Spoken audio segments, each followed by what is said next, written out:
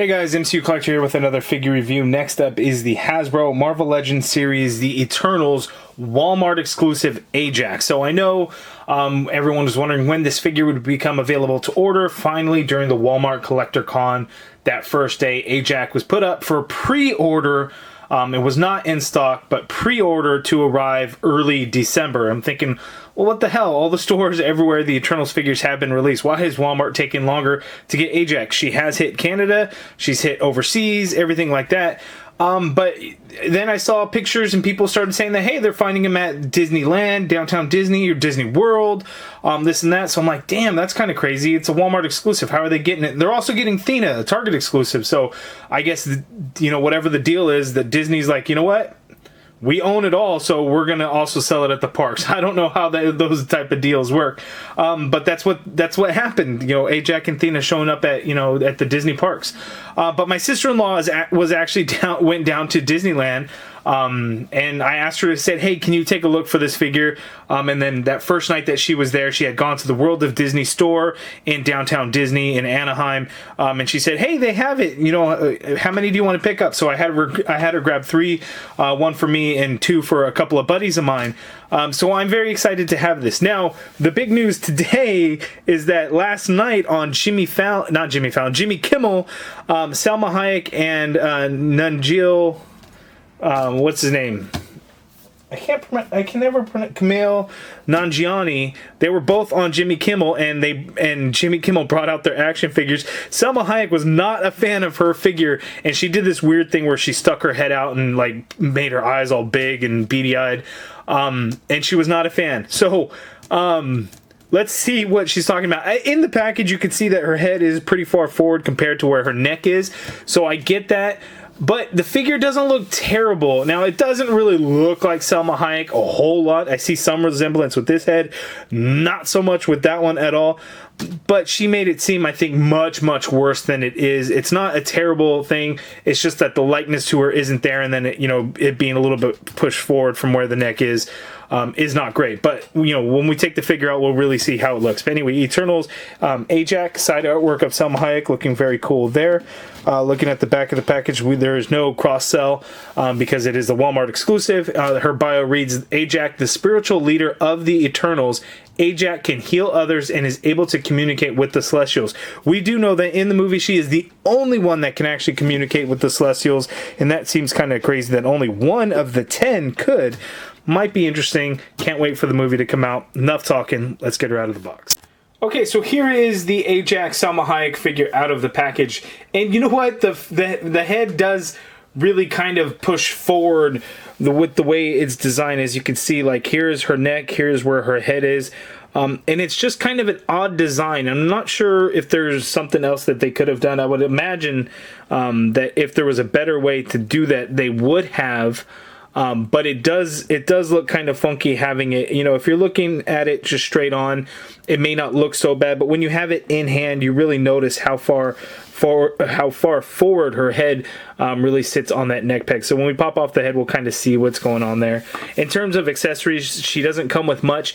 Out of the package, she has fists, and then she also comes with these open, relaxed hands that we always see.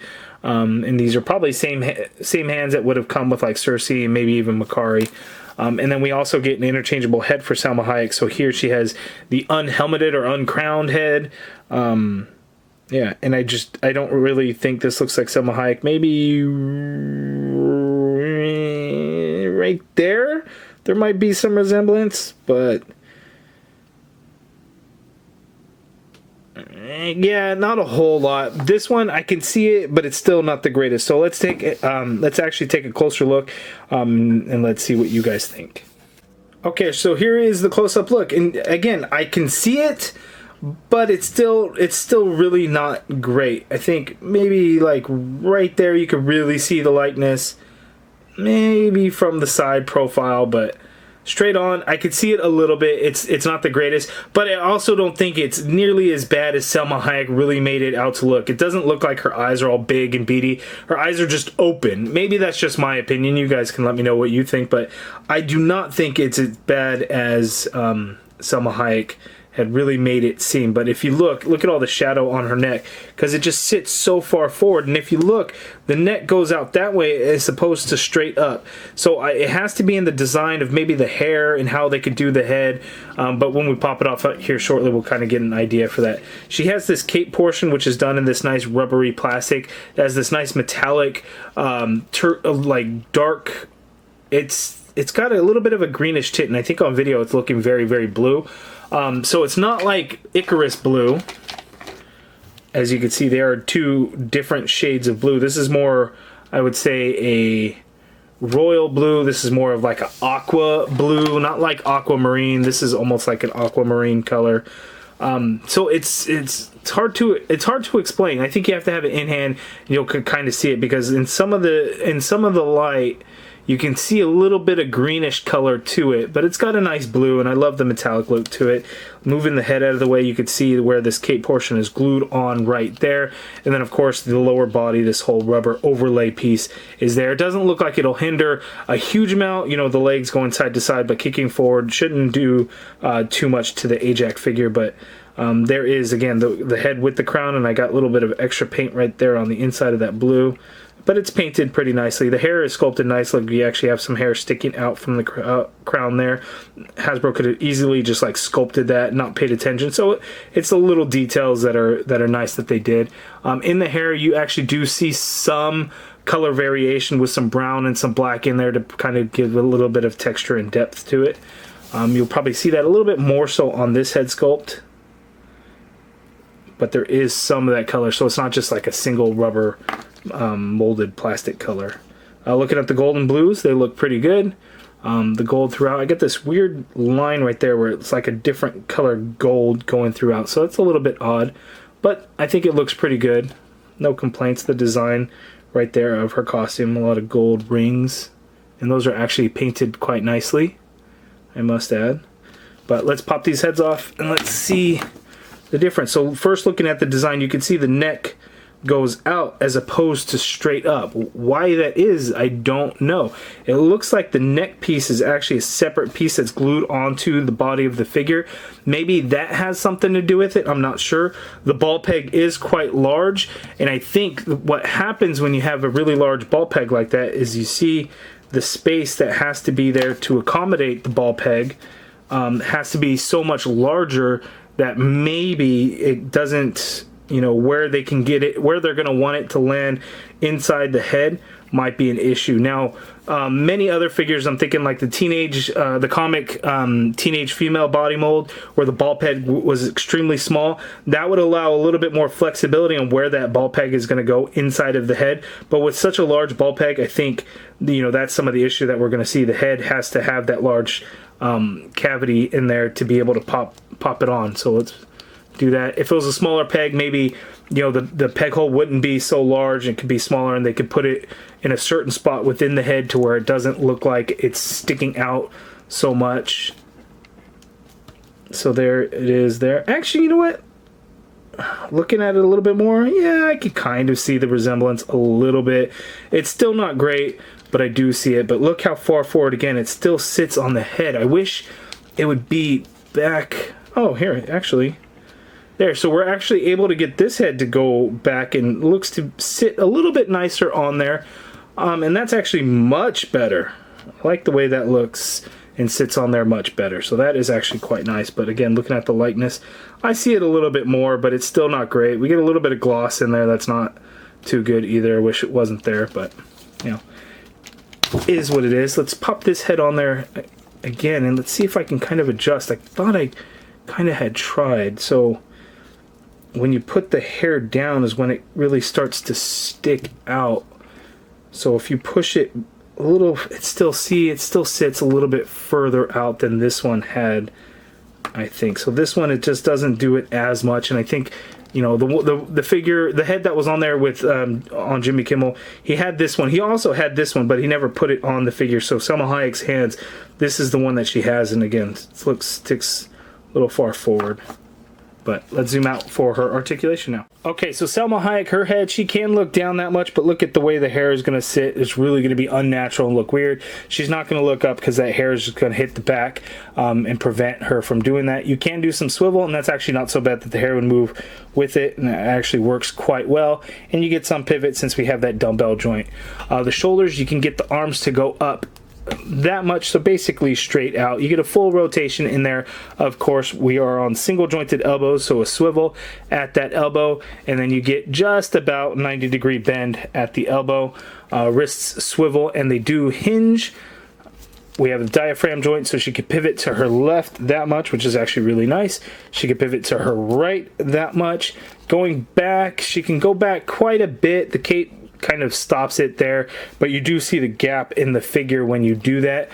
Coming forward isn't a whole lot, as many of the other female figures, the diaphragm joints just don't really move forward a whole lot. And then we have the swivel at that diaphragm joint, of course, because we do not have a waist swivel in the figure. But the legs, you can kind of work them out from that skirt piece and get them to go that far apart. Kicking forward, she can kick forward that much there, so that is a decent amount. We do have a upper thigh swivel in there. You get a double jointed knee, but it's a little bit hard when you have this dress piece that really gets in the way. And it is pinless, as you can see there. But I really like the metallic blue of the legs. We get a lot of sculpted lines and everything like that. In the movie, you have to see if her costume has any color variation for her legs. But we get the sculpted detail in there at least. It would be nice, you know, if there's going to be some color in the movie, that we would actually get it on the legs. Even if the legs are covered up quite a bit, it would still be really nice to get. Foot hinges down, you get hinge up, ankle pivot, peg holes at the bottom of the feet, and she has these wedge type feet. So sometimes it gets a little bit tricky trying to get her to stand, because these wedge feet, they're small, and the balancing can get a little bit tricky, as I am easily able to do it on the first try this time. Of course, always happens, of course. Okay, here we have our two exclusive figures. The Ajak is the Walmart exclusive, I assume because of all of the blue. Athena is the Target exclusive, which is odd because she doesn't have any red. And that's not always the case when it comes to Target exclusive figures, especially when it comes to Marvel Legends Target exclusive figures. But there has been in the past where, maybe it's just Transformers. Anytime there's an exclusive Transformers figure to Target, it's in red. And there's been some other instances where there's, you know, their exclusive figures have red on it. It's not all the time, but it's just kind of funny to think sometimes. The Walmart one, it seems to work that way for the most part, but we also had like that Black Widow in the past that didn't have any blue. But it's just fun to kind of speculate that that's how it ends up working out. Who knows how those decisions are actually made, but it's just kind of funny to think about. Okay, so here are all the Eternals together, getting closer and closer to being able to have them all kind of displayed out like they did at the very end of that first trailer. So almost there. I know I got a couple more figures to review. Next up will be Kingo, then Druig, and then we will look at the Gilgamesh Build-A-Figure. If we throw Crow in there all the way in the back, you can see he is still towering. So the deviants are quite large, and you know, from the new footage that we've seen, the most recent footage, in the Run trailer official clip that was released today, you get a better look at a couple of the deviants. They're kind of animal looking. One has wings and can fly. So it's all kind of crazy. But the Eternals, as a team, as a whole, these figures are looking really, really good together. The more that I see them all here together as well, Athena is very different from the others. She doesn't have as much of the kind of that circular design in the suit, whereas everyone does. In kind of her chest armor, there is some of it. It's just not as noticeable as the others, where it's all like either sculpted deeply and you could see it, or painted over and you could see it. So that is a little bit different. But again, these figures together are all looking really, really nice. Okay, so that is my review of the Ajak figure. Again, I don't think it's as bad as Salma Hayek here really thought of the figure. Maybe it was all in good fun. I don't know. It's probably never really a good sign when an actress, or any actor for that matter, talks shit about the merchandise related to their character. It's a pretty bad look, and I hope Ryan, Dwight, and Dan, and all the folks that are involved with Marvel Legends didn't take that too seriously or take that to heart. Not all figures are going to come out perfect as much as we want them to be, as hard as they try to get them to be. Sometimes when it's then translated into plastic form, it doesn't always work out the best. I see the resemblance to Salma Hayek, but it's not 100% there. Kind of similar with all of the Eternal figures. They're all, you can see the actor in all of them, but they don't 100% hit the mark. The Angelina Jolie is probably the closest. So kudos to them on that. But, you know, I'm sure it can get really tricky. But moving on from that, you know, this as a Walmart exclusive figure, or if you're near Disneyland, you can go, or near Disney World, you could pop into downtown Disney, check out those Disney Park stores. Maybe you can pick one up. Otherwise, you know, I guess those pre-orders will be shipping out early December or late November. For whatever reason, Walmart will be getting them late. So hopefully you guys get your hands on them. You guys let me know if you're excited for the movie. Did you get your tickets yet? I'm excited to see what's going on. We didn't see a whole lot of Ajak in her costume in present day based on the trailers. It looks like everything, for the most part, was in flashbacks or in the past. So I'm curious what's really going on there. We don't get a whole lot of info from the trailers, so I'm really curious to see the movie and how everything plays out, and I can't wait. You guys let me know down in the comments below your thoughts. Let me know what you think of the figure. If you guys like this video, please do me a favor and hit that thumbs up button. Subscribe if you haven't already done so, and as always, thank you for watching.